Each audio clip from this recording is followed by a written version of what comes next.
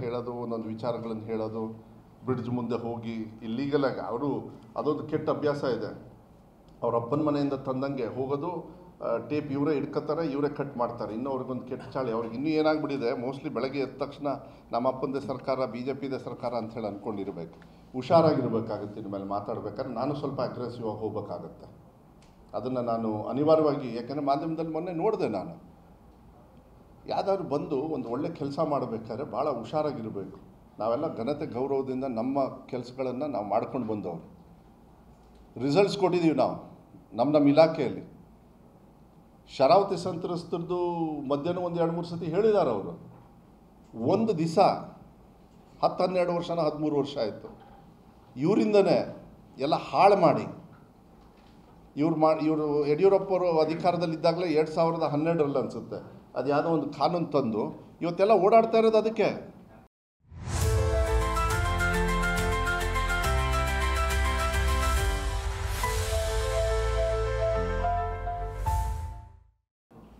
ಪಾಪ ಕಾಗೋಡು ತಿಮ್ಮಪ್ಪವ್ರು ಕೊಟ್ಟಿರೋದನ್ನ ಬೊಮ್ಮಾಯಿಯವರು ಬಂದು ಹಾಳು ಮಾಡಿದ್ರು. ಬೊಮ್ಮಾಯಿಯವರು ಹಾಳು ಮಾಡಿದರು. ಅದನ್ನು ಇವಾಗ ನಾನು ಕೂತ್ಕೊಂಡು ಅದನ್ನ ಸರಿ ಮಾಡ್ತಾಯಿದ್ದೀನಿ. ಸಿದ್ದರಾಮಯ್ಯವ್ರು ಮೊನ್ನೆನೂ ಕೂಡ DC ಮತ್ತು CEO ಅವ್ರ ಮೀಟಿಂಗ್ಸಲ್ಲಿ 2 ದಿವಸ ನಡೀತು, ತಮಗೆಲ್ಲ ಗೊತ್ತಿದೆ. ಇದನ್ನು ಭಾಳ ಸೀರಿಯಸ್ ಆಗಿ ತಗೊಂಡಿದ್ದಾರೆ. ಬರೀ ಇದೊಂದೇ ಅಲ್ಲ, ಚಕ್ರ, ವರಾಹಿ, ಎಲ್ಲೆಲ್ಲಿ ಇಡೀ ರಾಜ್ಯದಲ್ಲಿ ಯಾರ್ಯಾರು ರೈತರು ಸಹಕಾರವನ್ನು ಮಾಡಿದ್ದಾರೆ ಸರ್ಕಾರಕ್ಕೆ, ಅವರಿಗೆ ಸಹಕಾರ ಮಾಡೋದು ನಮ್ಮ ಕರ್ತವ್ಯ ಅಂತಕ್ಕಂಥ ನಿಟ್ಟಿನ ಮೇಲೆ. ಅದ್ರ ಜೊತೆಗೆ ನನ್ನ ಇಲಾಖೆಯಲ್ಲಿ ನಿಮಗೆಲ್ಲ ಗೊತ್ತಿದೆ, ಈಗ KPS ಇದರೊಳಗೆಲ್ಲ ನನಗೆ ತುಂಬ ಡಿಮ್ಯಾಂಡ್ ಆಗೋಗ್ಬಿಟ್ಟಿದೆ. ದಾಖಲಾತಿನ ಎಲ್ಲನೂ ಕೂಡ 30 ಇರೋದು 50 ಮಾಡಿದ್ದೀವಿ ಎಲ್ಲ ಕಡೆನೂ KPS. ಇನ್ನೊಂದು ವಾರದೊಳಗೆ ಮೋಸ್ಟ್ಲಿ KPS ಶಾಲೆಗಳನ್ನು ಒಂದೊಂದು ಕ್ಷೇತ್ರಕ್ಕೆ ಮಿನಿಮಮ್ 2, ಮಿನಿಮಮ್ 2 ಇಲ್ಲಾಂದರೆ 3 ಎಲ್ಲ ಶಾಸಕರಿಗೂ ಕೂಡ ಕೊಡಬೇಕಂತೇಳಿ ಅದು ಕೂಡ ಅನೌನ್ಸ್ ಮಾಡ್ತೀನಿ. ಮತ್ತು ಬೇರೆ ಬೇರೆ ಶಾಲೆಗಳನ್ನು, ಮತ್ತು ದ್ವಿಭಾಷಾ ಇರ್ಬೋದು, LKG UKG ಇರ್ಬೋದು, ಅದನ್ನು ಕೂಡ ಚೆನ್ನಾಗಿ ಆಗ್ತಾಯಿದೆ. ದಾಖಲಾತಿನೂ ಕೂಡ ಚೆನ್ನಾಗಿ ನಡೀತಾ ಇದೆ. 3ನೇ ಎಕ್ಸಾಮು PUC ಮತ್ತು SSLC ಅದು ಕೂಡ ಪ್ಯಾರಲಲ್ ಆಗಿ ಒಳ್ಳೆ ರಿಸಲ್ಟನ್ನು ಕೂಡ ಕೊಡ್ತಾ ಇದೆ.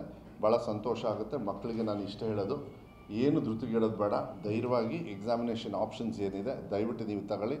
ಆ್ಯಂಡ್ ಆ ಹುಡುಗನ ಹೆಸರು ಮರ್ತೋಯ್ತು, IITಗೆ ನೋಡಿ, JEE ಮತ್ತು NEET ಎಕ್ಸಾಮ್ದು ನಾನು ಅವತ್ತು ಮಾಡಿದಾಗ ಮಾಧ್ಯಮದವ್ರು ನೀವು ಟಿಪ್ಪಣಿ ಮಾಡಿದ್ರಿ. ಯಾವುದೋ ಒಂದು ಹುಡುಗ ಕೇಳ್ದ, ನಮ್ಮ ಶಿಕ್ಷಣ ಸಚಿವರಿಗೆ ಕನ್ನಡ ಬರಲ್ಲ ಅಂತ ಹೇಳಿದಾಗ ನಾನು ಸಾಂಕೇತ್ ರಾಜ್ ಅದನ್ನು ನೀವೇನು ಮಾಡಿಬಿಟ್ರಿ, ಅದನ್ನು ಭಾಳ ಮಾಧ್ಯಮದಲ್ಲಿ ಸೋಷಿಯಲ್ ಮೀಡಿಯಾದಲ್ಲಿ ಭಾಳ ದೊಡ್ಡದಾಗಿ ತೋರಿಸ್ಬಿಟ್ರು. ನಾನು ಹೇಳ್ತೀನಿ, ನಿಮಗೆ ಇವಾಗ ನಾನು ಹೇಳ್ತೀನಿ,